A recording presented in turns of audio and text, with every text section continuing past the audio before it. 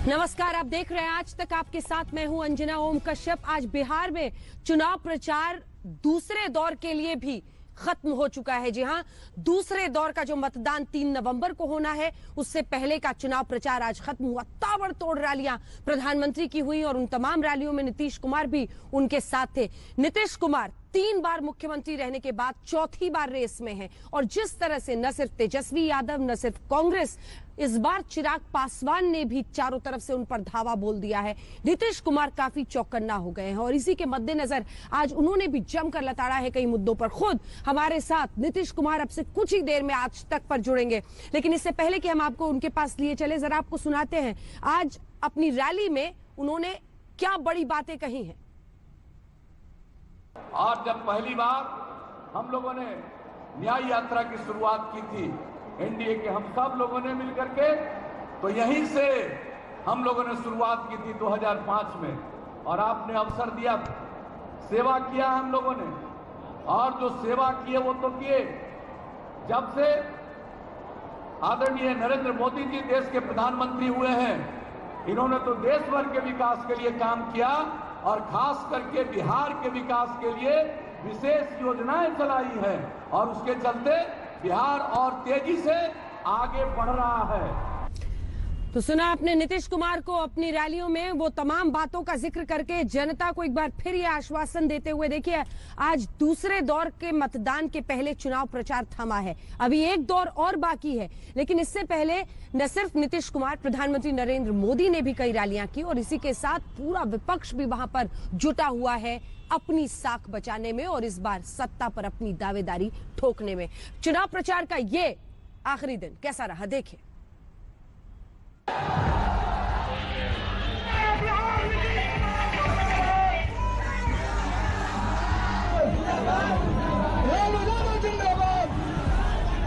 दूसरे चरण के प्रचार के अंतिम दिन बिहार की सड़कों पर चुनाव का शोर कुछ ज्यादा ही था।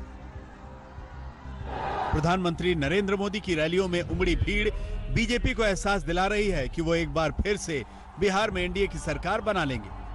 इसीलिए प्रधानमंत्री नरेंद्र मोदी लोगों को लुभाने का हर जतन कर रहे हैं। जिंदाबाद जिंदाबाद नरेंद्र मोदी जिंदाबाद। बाबू राजेंद्र प्रसाद 1974 की संपूर्ण क्रांति के जनक, जयप्रकाश नारायण, भिखारी ठाकुर और गोरखनाथ के भूमि भोजपुरिया माटी पर हम रउआ लोगन के नमन करता ने। प्रधानमंत्री एक तरफ भोजपुरी बोलकर बिहार की जनता को आकर्षित कर रहे हैं, तो दूसरी ओर वो ये बताने की कोशिश कर रहे हैं कि कैसे केंद्र के साथ मिलकर बिहार की सरकार बिहार के लोगों के लिए विकास कार्यों में लगी है। आप सभी को उन ताकतों से भी सावधान रहना है जो अपने राजनीतिक स्वार्थ के लिए देश हित के खिलाफ जाने से बाज नहीं आती। ये वो लोग हैं जो देश के वीर जवानों के बलिदान में भी अपना फायदा देखने लगते हैं। अभी 2-3 दिन पहले हमारे पड़ोसी देश ने पुलवामा हमले की सच्चाई को स्वीकार किया है। इस सच्चाई ने उन लोगों के चेहरे से नकाब भी उतार दिया है। चुनाव बिहार का है, मगर इस चुनावी चकल्लस में राष्ट्रवाद का पताका भी लहरा रहा है। इसीलिए पीएम अपनी रैलियों में शहादत को सलाम करना नहीं भूलते और पाकिस्तान के मार्फत विपक्षियों पर निशाना साधते हैं। सुविधा, सम्मान और सुअवसर में किसी के साथ भी कोई भेद नहीं होना चाहिए। यही तो सुशासन का भी लक्ष्य है। नीतीश जी के नेतृत्व में इसी लक्ष्य को पाने के लिए बिहार में एनडीए ने लगातार काम किया है। बीजेपी के अलावा मुख्यमंत्री नीतीश कुमार भी ताबड़तोड़ जनसभाएं कर रहे हैं।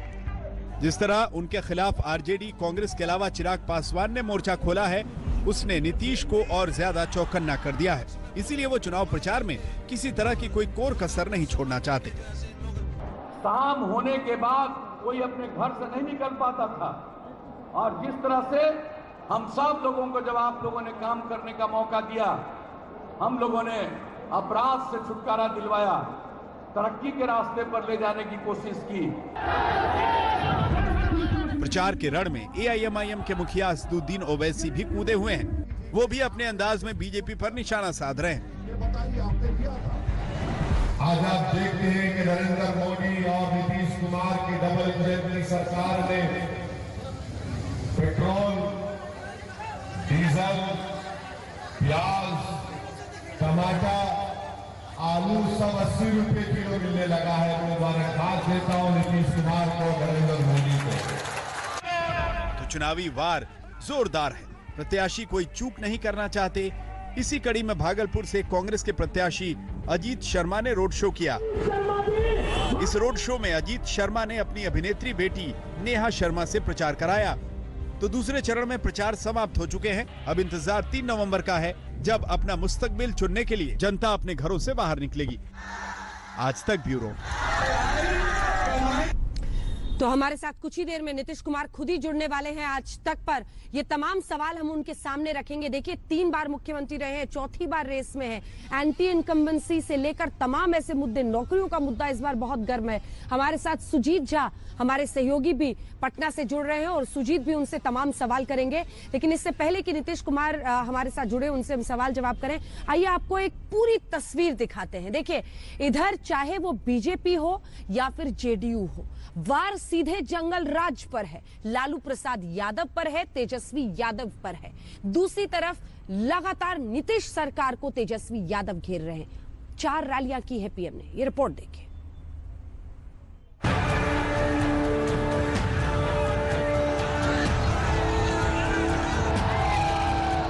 दूसरे चरण के रण की उल्टी गिनती शुरू हो गई है, मगर इस शुरुआत के पहले बिहार में चुनावी योद्धाओं ने अपनी पूरी ताकत झोंक दी। बीजेपी के बड़े बड़े नेताओं ने बिहार में दूसरे चरण में जहां जहां मतदान होने हैं, वहां वहां पूरा दमखम लगा दिया। खुद प्रधानमंत्री नरेंद्र मोदी ने बिहार में 4 रैलियां की। हालांकि पहले पीएम की सिर्फ 3 रैलियां होनी थी, मगर बगहा की रैली बाद में जोड़ी गई। पीएम ने शुरुआत छपरा से की। छपरा के बाद वो समस्तीपुर पहुंचे। समस्तीपुर के बाद प्रधानमंत्री मोतिहारी पहुंचे और मोतिहारी के बाद प्रधानमंत्री नरेंद्र मोदी बगहा में गरजे। चारों जगह प्रधानमंत्री नरेंद्र मोदी के निशाने पर लालू के समय का जंगल राज रहा। जंगल राज वालों ने बिहार में भ्रष्टाचार को हर मंत्रालय, हर विभाग, हर जगह परिवार को भी पहुंचाया, पाप को भी पहुंचाया, भ्रष्टाचार को भी पहुंचाया। जंगल राज, ये शब्द तेजस्वी के लिए इस चुनाव में सबसे कमजोर कड़ी साबित हो रही है और शायद इसीलिए उन्होंने पार्टी के पोस्टरों से भी लालू और राबड़ी को आउट कर दिया है। लेकिन यही शब्द बीजेपी का सबसे बड़ा हथियार है और शायद इसीलिए प्रधानमंत्री मोदी आजकल नीतीश के काम से ज्यादा जंगल राज की बातें इन चुनावों में कर रहे हैं। प्रधानमंत्री नरेंद्र मोदी ने मोतिहारी में उस दौर के शासन की तुलना लकड़सुंभा से की। प्रधानमंत्री नरेंद्र मोदी को मालूम है कि बिहार का रण जीतने के लिए उन्हें कब, किस मौके पर क्या कहना है, ताकि विपक्ष पर चोट पड़े और अपने पक्ष में वोट पड़े। इसलिए पीएम मोदी ने तेजस्वी यादव के साथ साथ राहुल गांधी पर बराबर का निशाना साधा। 3-4 साल पहले जब उत्तर प्रदेश में चुनाव हुआ था, तो वहां भी ऐसे डबल युवराज बस के ऊपर चढ़ के, काली जैकेट पहन के गांव-गांव हाथ हिला रहे थे और उत्तर प्रदेश की जनता ये डबल युवराज को वहां पहचान गई थी, उनको घर लौटा दिया। तो वहां का एक युवराज अब जंगल राज के युवराज से आकर के मिल गया। अब वो यहां दोनों हाथ हिला रहे हैं। इधर प्रधानमंत्री विपक्ष पर ताबड़तोड़ हमले कर रहे थे, तो उधर तेजस्वी यादव भी लगातार जनसभाएं कर रहे थे। जाहिर सी बात है कि तेजस्वी भी प्रधानमंत्री पर तीखा निशाना साध रहे हैं। प्रधानमंत्री जी को उन्होंने कहा था कि यही का चीनी का मिल चालू कराएंगे और यही चीनी का चाहती है। बोला था नहीं बोला था? तो बहुत कुछ बोले थे, लेकिन स्थानीय मुद्दा ये बड़ा मुद्दा। तेजस्वी जिस दिन से प्रचार में उतरे हैं, उसी रोज से वो 10 लाख नौकरियां देने का वादा कर रहे हैं। कमोबेश अपनी हर रैली में वो रोजगार दिलाने की बात करते हैं, मगर रोजगार के साथ साथ वो मुख्यमंत्री नीतीश कुमार पर हमला करना नहीं भूलते। नीतीश जी कहते हैं ना कि तीर लालटेन का जमाना गया, बल्ब का जमाना आया है, तो हम उनको कहना चाहते हैं अब तो तीर का जमाना गया, अब तो मिसाइल का युग आ गया है। तो बिहार में चुनावी रण में बयानबाजियों का दौर बदस्तूर जारी है। आपको बता दें कि 3 नवंबर को बिहार में दूसरे चरण का चुनाव है। दूसरे चरण में विधानसभा की 94 सीटों पर मतदान होंगे। दूसरे चरण में कुल 1661 प्रत्याशी मैदान में हैं। अब इन मतदाताओं के लिए प्रचार का शोर थम गया है। अब सिर्फ धड़कनों का शोर है जो प्रत्याशियों के दिल में तेज हो रही है। इंतजार है 3 नवंबर का, जब बिहार का मतदाता घर से बाहर निकलेगा और बेहतर बिहार के लिए मतदान करेगा। आज तक ब्यूरो। सुजीत, इंतजार है, कुछ ही देर में नीतीश कुमार हमारे साथ जुड़ेंगे, उनसे तमाम सवाल हम पूछेंगे। लेकिन अगर एक बार नजर डालिए तो इस बार के चुनाव में सबसे ज्यादा नौकरियों पर चर्चा हुई है। नौकरियां मुख्य केंद्र बनकर इस पूरे बार चुनाव में मुद्दा बना है। ये बिहार के नजरिए से देखें तो एक बहुत ही अच्छा डेवलपमेंट माना जाएगा। बाकी जो दूसरे और तीसरे दौर की सीटें हैं उसमें किसका पलड़ा पिछली बार हावी रहा है और इस बार क्या हो सकता है?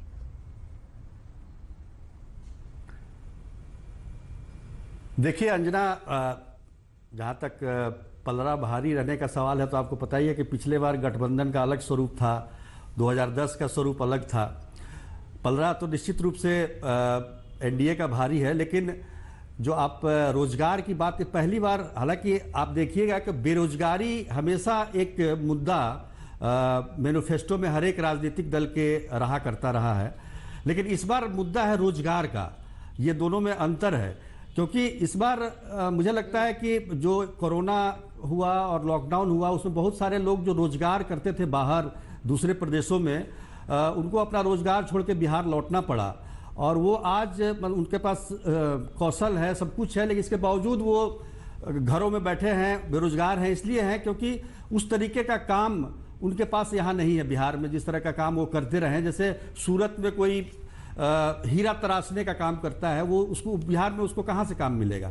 तो ये समस्या है। और इसी में जो ये नौकरी की बात आई है, खासतौर पर देखें तो तेजस्वी यादव की तरफ से और महागठबंधन की तरफ से, तो युवाओं में एक आशा जगी है कि नौकरी मिल जाएगी, क्योंकि काफ़ी समय से पद खाली हैं बिहार में भी सरकारी नौकरियों में, आप देखें, और उसको लगातार भरने का प्रयास तो किया गया, लेकिन उसमें काफ़ी देरी, विलंब काफ़ी होता चला गया, उससे युवाओं में काफ़ी फ्रस्ट्रेशन है।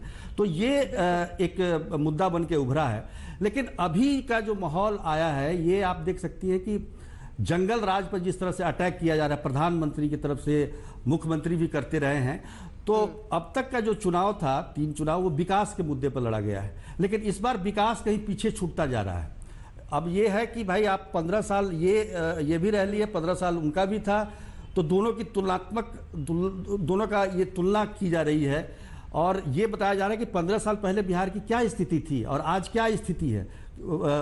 और यही कारण है कि सारा फोकस आगे क्या काम करेंगे इस पर ना जाके पीछे 15 साल के बारे में बताया जा रहा है कि उस समय क्या स्थिति थी और आज क्या स्थिति। उसके पीछे की वजह यह भी है कि जो 15 साल पहले जो बच्चे थे वो आज युवा हो गए हैं, आज वोटर हैं, उनको बताना जरूरी है। इसलिए बार बार नीतीश कुमार भी कहते हैं कि अपने माता पिता से पूछें। प्रधानमंत्री ने भी आज कहा कि अपने बच्चों को बताएं कि 15 साल पहले क्या स्थिति थी बिहार में। तो ये मुद्दा चल रहा है जी।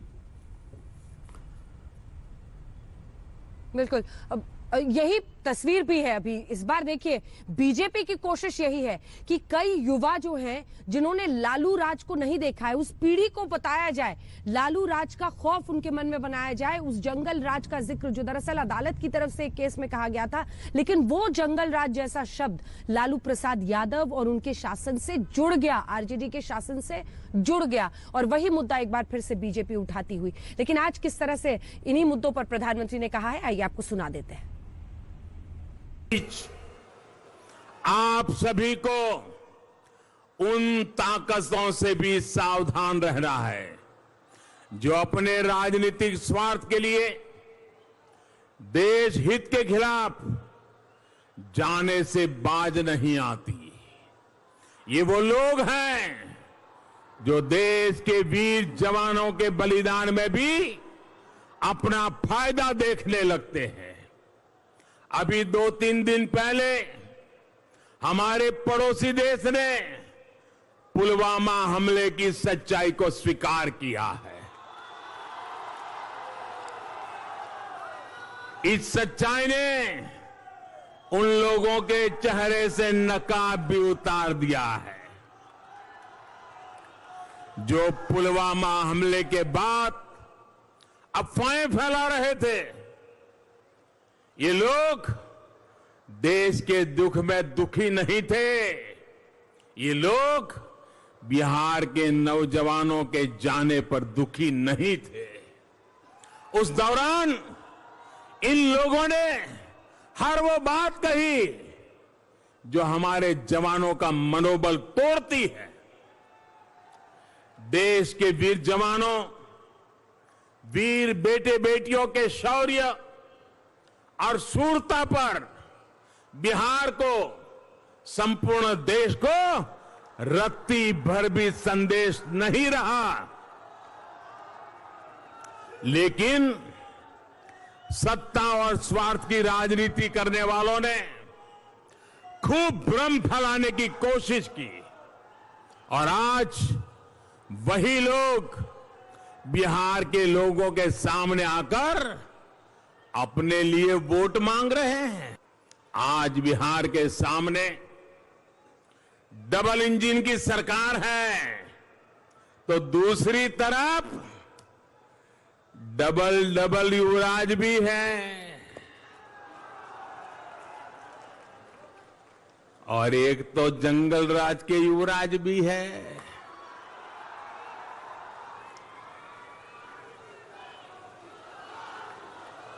डबल इंजन वाली एनडीए सरकार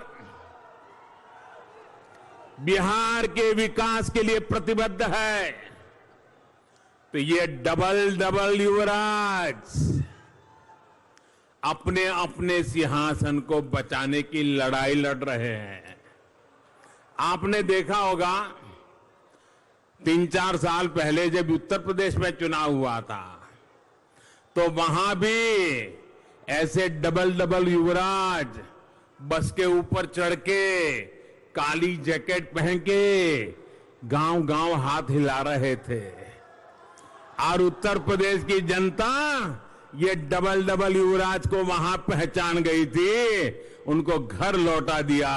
तो वहां का एक युवराज अब जंगल राज के युवराज से आकर के मिल गया। अब वो यहां दोनों हाथ हिला रहे हैं। जो उत्तर प्रदेश में डबल युवराज का हुआ वो ही बिहार में डबल युवराज और स्पेशली जंगल राज के युवराज का होने वाला है। ये डबल युवराज बिहार के लिए नहीं सोच सकते, बिहार की जनता के लिए नहीं सोच सकते। भाइयों और बहनों, एनडीए सरकार चाहे केंद्र में हो या फिर बिहार में, जितनी बड़ी चुनौती रही है उतने ही बड़े प्रयास हुए हैं। कि बचपन में उनकी मां क्या कहा करती थी, हर एक को याद होगा। मैं हर बिहार के नौजवान को बचपन में उनकी मां ने जो कहा था वो आज याद कराने के लिए आग्रह कर रहा हूं।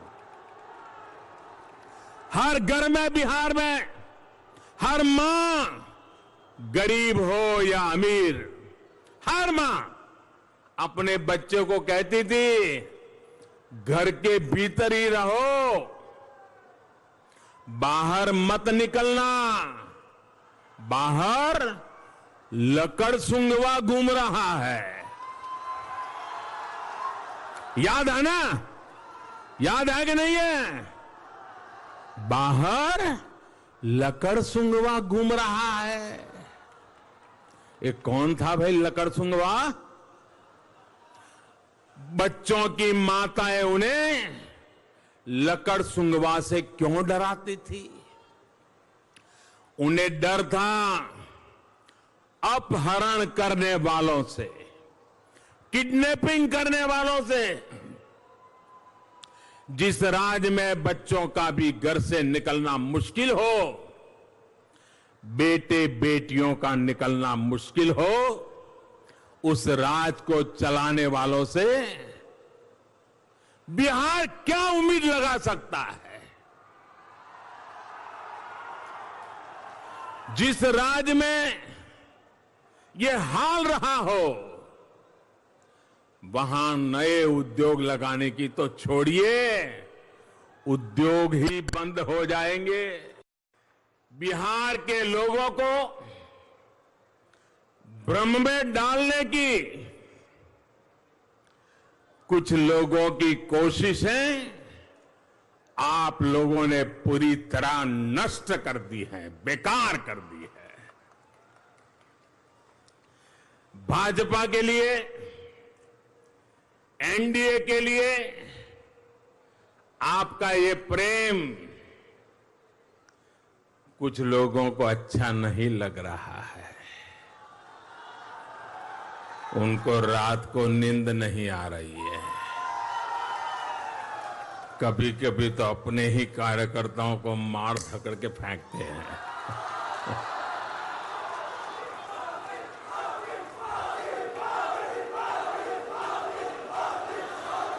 उनकी हताशा, निराशा, उनकी बौखलाहट, उनका गुस्सा अब बिहार की जनता बराबर देख रही है। चेहरे पर से हंसी गायब हो गई है।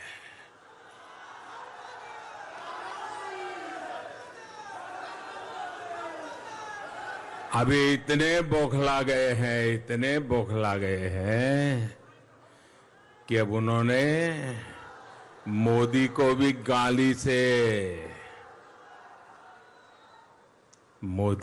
गाली लगने लगी है। ठीक है,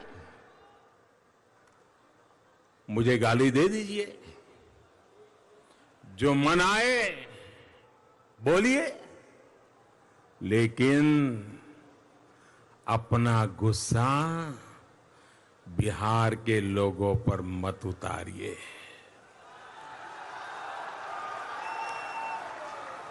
साथियों, बिहार के लोगों को, उनकी भावनाओं को ये लोग कभी समझ नहीं सकते। वो अपने परिवार के लिए पैदा हुए हैं, अपने परिवार के लिए जी रहे हैं, अपने परिवार के लिए ही वो जूझ रहे हैं। न उनको बिहार के लोगों से कोई लेना देना है, न बिहार की युवा पीढ़ी के सपनों से कोई लेना देना है। तो यूपी से लेकर बिहार तक दो युवराजों की कहानी के इर्द गिर्द जंगल राज का पूरा ये ताना बाना बुनते हुए प्रधानमंत्री नरेंद्र मोदी। कुछ ही देर में मुख्यमंत्री नीतीश कुमार हमारे साथ जुड़ेंगे और उनसे सवाल जवाब हम करेंगे। पहले दौर का मतदान खत्म हुआ है, दूसरे दौर के मतदान के पहले का चुनाव प्रचार आज खत्म हुआ है। क्या वो जीत के लिए आश्वस्त है? उन्हीं से पूछेंगे ब्रेक के बाद। देखते रहिए आज तक। नमस्कार, आप देख रहे हैं आज तक। आपके साथ मैं हूं अंजना ओम कश्यप। बिहार में दूसरे दौर के मतदान के पहले आज चुनाव प्रचार थम गया है। तमाम सियासी पार्टियों ने पूरी ताकत झोंक दी है। नीतीश कुमार कुछ ही देर में आज तक पर लाइव होंगे हमारे साथ। कितना देखते हैं वो अपने चांसेस इस बार एक बार फिर चौथी बार जब वो चुनाव की रेस में है, सीएम की रेस में है। हमारे साथ सुजीत झा हमारे सहयोगी भी इस खबर पर जुड़ेंगे। हमने सुजीत दिखा दिया किस तरह से ये सियासी लड़ाई आगे बढ़ रही है। देखिए, मुद्दे कम नहीं है। नीतीश कुमार का जो एक प्लान था सुशासन का, उसमें कई बार, चाहे वो मुजफ्फरपुर की घटना हो या फिर उसके बाद बाढ़ का मुद्दा हो या फिर चमकी बुखार का हो या फिर तमाम, इन सब को लेकर ये जो तमाम तेजस्वी हो, चिराग पासवान हो, सब उन पर आक्रामक हो गए हैं। लेकिन इन सब के जवाब में जो काउंटर नैरेटिव जेडीयू का है वो इंटरेस्टिंग है एनडीए का, क्योंकि वो जंगल राज बार बार याद दिला रहे हैं कि याद रखिए अभी जो परिस्थितियां हैं वो कितनी बदतर हो सकती है, क्योंकि एक पूरी पीढ़ी है जिसने उस जंगल राज को देखा है, और इसी के साथ जिसने नहीं देखा है उनको भी समझाना चाह रहे हैं कि क्या हो सकता है। सुजीत, देखिए अंजना, आपने सही कहा कि बहुत सारे मुद्दे आए इस पूरे चुनाव में, चमकी बुखार का हो या बालिका गृह का मामला हो, लेकिन एक चीज़ हमें देखना होगा कि इन सारे जो भी घटनाएं घटी हैं, जो भी इंसिडेंट आए हैं, उस पर एक तरह से एक्शन लिया है सरकार ने। आप चमकी बुखार देखिए, 2018 में जो माहौल था वो 19 में जो था वो 20 में नहीं हुआ। एक सुपर स्पेशलिटी हॉस्पिटल भी बनकर तैयार है चमकी बुखार के इलाज के लिए, वो मुजफ्फरपुर में। तो ऐसा नहीं है, वो उसमें सरकार ने अपनी तरफ से एक्ट किया है। बालिका गृह में भी सारे लोग अभी जो भी हैं उन पर कार्रवाई चल रही है, मामला कोर्ट में उनके सजा भी हो गई है। तो ये एक्शन हुआ है। लेकिन जो मैंने पहले ही कहा कि जिस तरीके का जो माहौल बन रहा है, खासतौर पर नीतीश कुमार ने जो काम किया है, सड़कें बनवाई, बिजली लेके आए गांव-गांव तक, वो सब मुद्दा कहीं पीछे इस चुनाव में छूट गया है। चूंकि रोजगार एक बड़ा मुद्दा बन के उभरा है, और खास तौर पर ये जो कोरोना काल में जो लॉकडाउन हुआ उसकी वजह से ये मुद्दा काफ़ी उछला है। और खासकर युवाओं की जो बात करें, युवा जो नौकरी के लिए काफ़ी समय से प्रयासरत हैं और सरकार में नौकरियां भी हैं। आपको पता है कि बिहार में नियोजित शिक्षक एक बड़े दिनों से आंदोलन कर रहे हैं, करीब 4.5 लाख उनकी संख्या है, और उनका कहना है कि वो समान वेतनमान उनको मिलना चाहिए जितना सरकारी शिक्षकों को मिलता है। ऐसे में कई बार नीतीश कुमार ने हम लोगों से भी कहा है कि इतने रुपये खर्च होंगे तो वो सरकार चलाना मुश्किल हो जाएगा। उसमें बताया जाता है कि 58,000 करोड़ रुपए उस पर खर्च होंगे केवल वेतनमान में। तो तेजस्वी यादव जो भी कर रहे हैं, जो भी वादे कर रहे हैं, चाहे आंगनबाड़ी सेविका के लिए कर रहे हो, चाहे आशा दीदी के लिए, कार्यकर्ता के लिए कर रहे हो, या जिसको भी उन्होंने वादा किया, उन्होंने नियोजित शिक्षक को भी वादा किया है कि वो उनको वेतनमान देंगे। तो इन सारे चीज़ों में बहुत सारा खर्च आने वाला है। और जो जेडीयू की तरफ से बताया गया कि ये 2,11,000 करोड़ का जो बिहार का बजट है, वो सारा का सारा बजट जो है वेतनमान में चला जाएगा, मतलब विकास मद में कुछ रहेगा नहीं।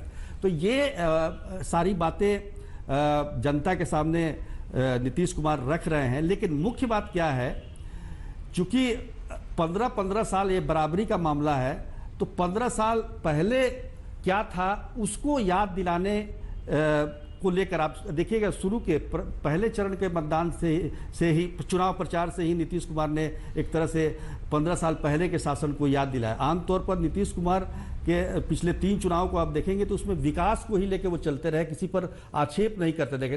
लेकिन इस बार आप देखेंगे कि लगातार वो परिवार को, लालू राबड़ी के परिवार को निशाना बना रहे हैं, और उनके बारे में चाहे उनके शासनकाल में क्या होता था उसका जिक्र कर रहे हैं। हाँ, प्रधानमंत्री नरेंद्र मोदी भी उसी कड़ी को आगे बढ़ा रहे हैं।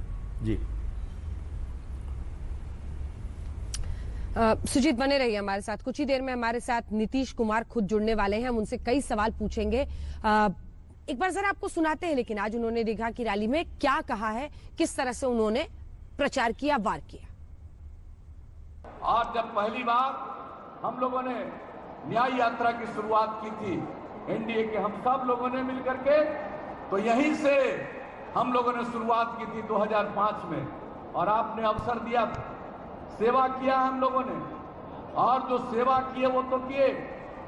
जब से आदरणीय नरेंद्र मोदी जी देश के प्रधानमंत्री हुए हैं, इन्होंने तो देश भर के विकास के लिए काम किया, और खास करके बिहार के विकास के लिए विशेष योजनाएं चलाई है, और उसके चलते बिहार और तेजी से आगे बढ़ रहा है।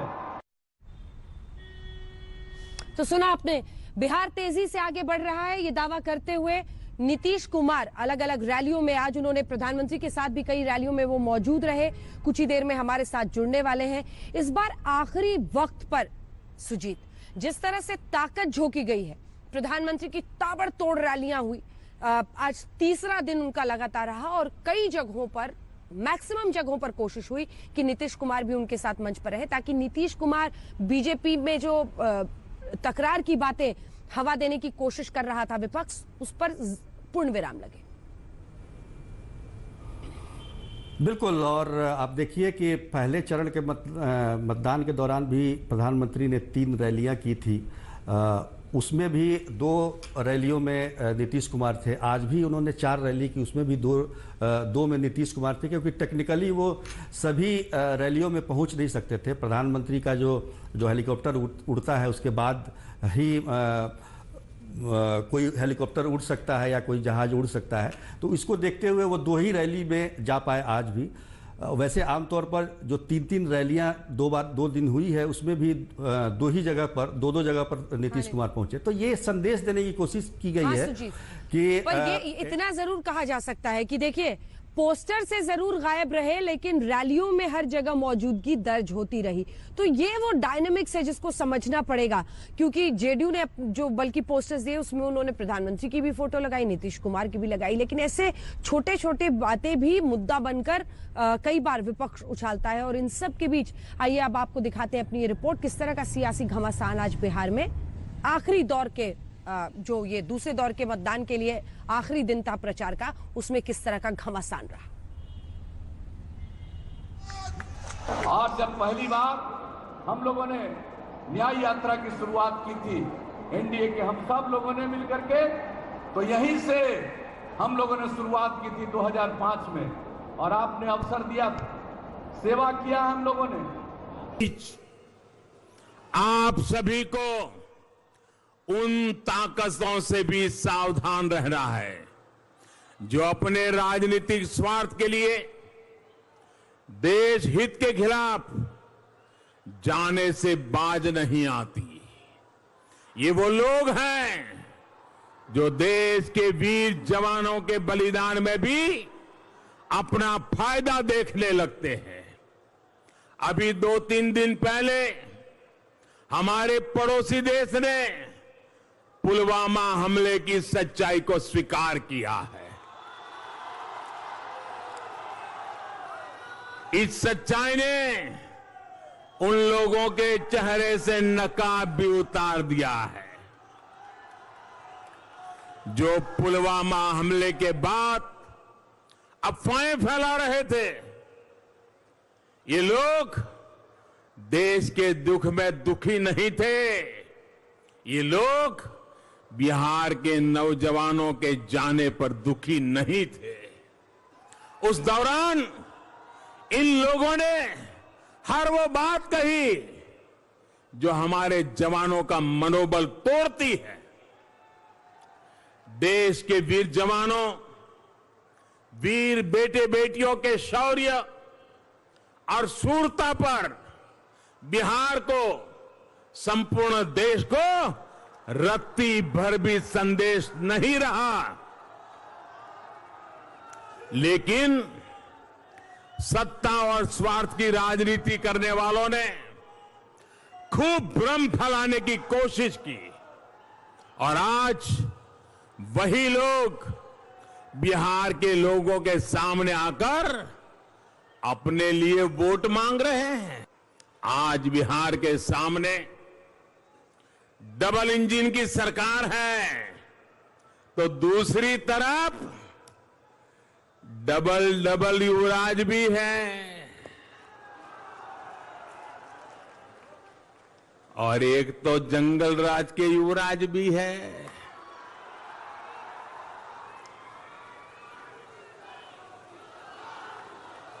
डबल इंजन वाली एनडीए सरकार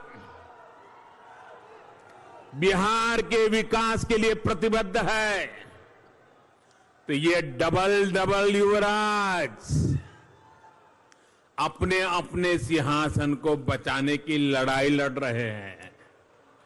आपने देखा होगा 3-4 साल पहले जब उत्तर प्रदेश में चुनाव हुआ था, तो वहां भी ऐसे डबल युवराज बस के ऊपर चढ़ के काली जैकेट पहन के गांव हाथ हिला रहे थे, और उत्तर प्रदेश की जनता ये डबल युवराज को वहां पहचान गई थी, उनको घर लौटा दिया। तो वहां का एक युवराज अब जंगल राज के युवराज से आकर के मिल गया, अब वो यहां दोनों हाथ हिला रहे हैं। जो उत्तर प्रदेश में डबल युवराज का हुआ, वो ही बिहार में डबल युवराज और स्पेशली जंगल राज के युवराज का होने वाला है। ये डबल युवराज बिहार के लिए नहीं सोच सकते, बिहार की जनता के लिए नहीं सोच सकते। भाइयों और बहनों, एनडीए सरकार चाहे केंद्र में हो या फिर बिहार में, जितनी बड़ी चुनौती रही है उतने ही बड़े प्रयास हुए हैं। कि बचपन में उनकी मां क्या कहा करती थी, हर एक को याद होगा। मैं हर बिहार के नौजवान को बचपन में उनकी मां ने जो कहा था वो आज याद कराने के लिए आग्रह कर रहा हूं। हर घर में बिहार में हर मां, गरीब हो या अमीर, हर मां अपने बच्चे को कहती थी घर के भीतर ही रहो, बाहर मत निकलना, बाहर लकड़ सुंगवा घूम रहा है। याद है ना? याद है कि नहीं है? बाहर लकड़ सुंगवा घूम रहा है। ये कौन था भाई लकड़ सुंगवा? बच्चों की माताएं उन्हें लकड़ सुंगवा से क्यों डराती थी? उन्हें डर था अपहरण करने वालों से, किडनैपिंग करने वालों से। जिस राज्य में बच्चों का भी घर से निकलना मुश्किल हो, बेटे बेटियों का निकलना मुश्किल हो, उस राज को चलाने वालों से बिहार क्या उम्मीद लगा सकता है? जिस राज्य में ये हाल रहा हो, वहां नए उद्योग लगाने की तो छोड़िए, उद्योग ही बंद हो जाएंगे। बिहार के लोगों को भ्रम में डालने की कुछ लोगों की कोशिशें आप लोगों ने पूरी तरह नष्ट कर दी है, बेकार कर दी है। भाजपा के लिए, एनडीए के लिए आपका ये प्रेम कुछ लोगों को अच्छा नहीं लग रहा है। उनको रात को नींद नहीं आ रही है। कभी कभी तो अपने ही कार्यकर्ताओं को मार धकड़ के फेंकते हैं।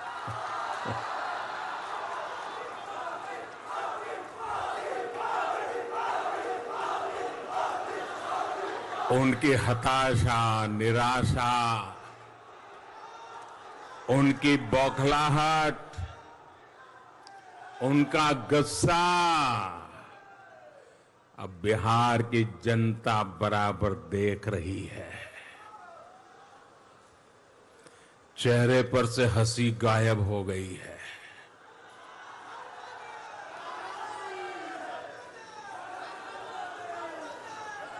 अभी इतने बौखला गए हैं, इतने बौखला गए हैं कि अब उन्होंने मोदी को भी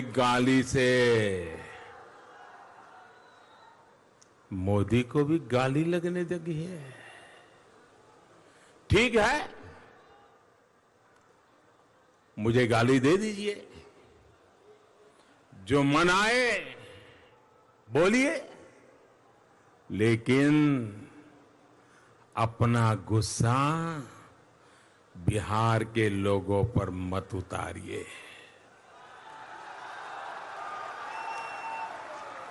साथियों, बिहार के लोगों को, उनकी भावनाओं को ये लोग कभी समझ नहीं सकते।